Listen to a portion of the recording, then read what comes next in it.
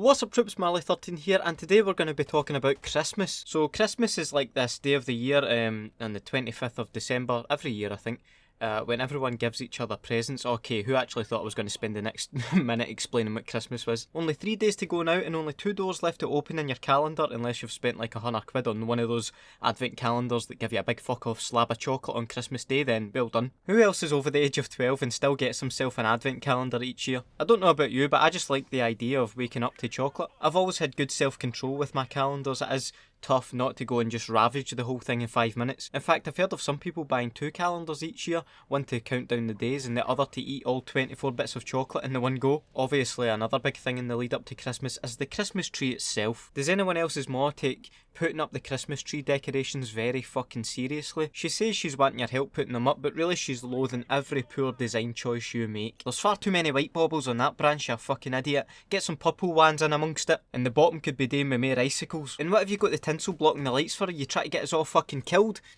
I'll just do it myself. Another thing you were told in the lead up to Christmas when you were younger is Santa's watching, you'll need to be good. He'll put you on his naughty list if you don't behave. When, let's be honest, you're a spoiled brat and you could be playing with a makeshift deodorant can flamethrower in your house on Christmas Eve and still get the presents you wanted. Before we move on though, stay on Santa's good list by leaving a like. Let's go for 500 likes and let me know in the comments the best Christmas present you ever got. It would usually take a fucking miracle for me to get to sleep on Christmas Eve. I mean, folk who know me these days will know I'm a terrible sleeper, but you know the old thing of Santa won't come to your house if you're awake? Aye.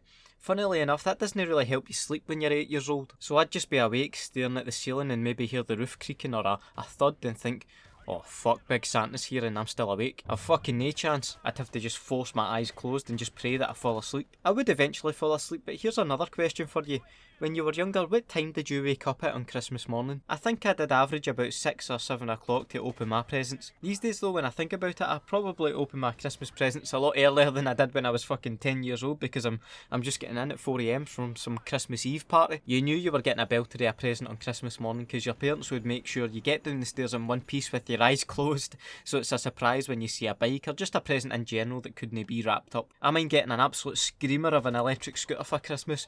It was a fucking belter, I'm telling you. It had indicators on it and everything. It needed its fucking MOT done to make sure it was roadworthy. That thing had me flying up and down the scheme quicker than most cars until I had it for a few months and tried to pop a wheelie on it and fuck the suspension. On the note of dangerous presents, do you mind Heelys? I've heard they're making a bit of a comeback. The best place to utilise your Heelys was in shops on that slick floor, cutting about at 100 miles an hour like it's fucking the Fast and the Furious Tesco drift. Speaking of dodgy Christmas presents, you always got those weird presents of usually older extended family members that you're lucky if you see once a year. It's usually some bit of clothing with a mad design on it that's a bit too wee for you because you've grown since the last time they've seen you. And I used to hate having to phone family members on Christmas morning. You know better now, obviously, it's nice to be nice, but you're not really thinking about that when you're 10 and you just want to play with your new remote control car. When you're getting down to the nitty gritty and opening cards with money or gift cards in them. Did anyone else's mom go mad double and triple checking the bits of wrapping paper to make sure you've not accidentally put any money in the bin? I think one year I did actually do that and we spent Christmas bin raking for a missing 20 quid.